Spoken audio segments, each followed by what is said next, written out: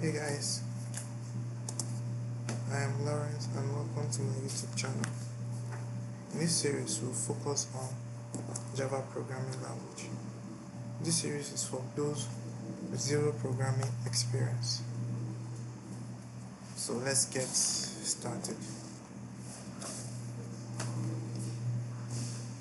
In this video, I'll be showing you how you can download and install JDK and an IDE, which is the setup we need for programming in Java for this series.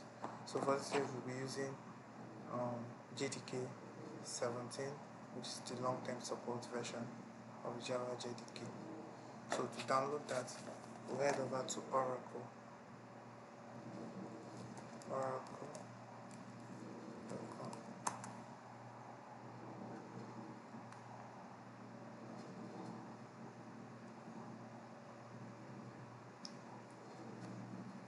Once the page loads, move to resources.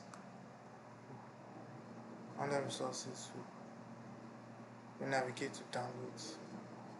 Under downloads, we move over to JDK, which is what we need. We click on it. Now we're on the downloads page. And as you can see, this is Java SE Development Kit version 17.0. So depending on your platform, if you're on a Linux, these are the files you will download depending on what you need. If you're on Mac OS, you navigate to this. If you're on Windows, here is your tab. Since I already have the JDK installed on my system, I won't be downloading this. But if you encounter any difficulties in your installation, please notify me in the comments. Okay, the next is an IDE, and in this tutorial we'll be using the IntelliJ IDE. So you type in IntelliJ in your search bar and then click on the first link. Once you get to the website, JetBrains website, navigate to downloads. Still loading, okay, downloads.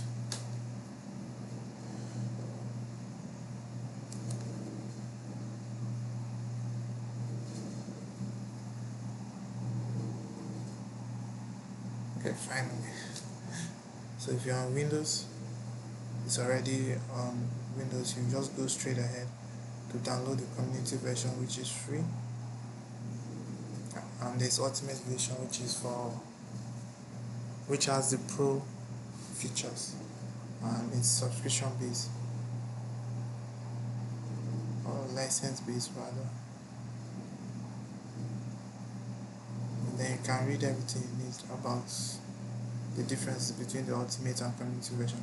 And for this tutorial, we'll go with the community version.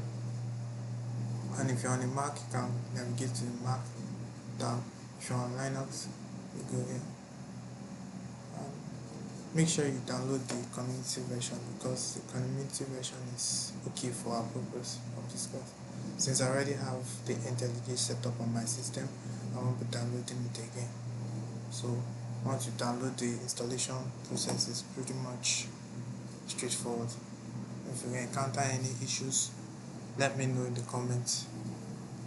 I'll see you in the next one.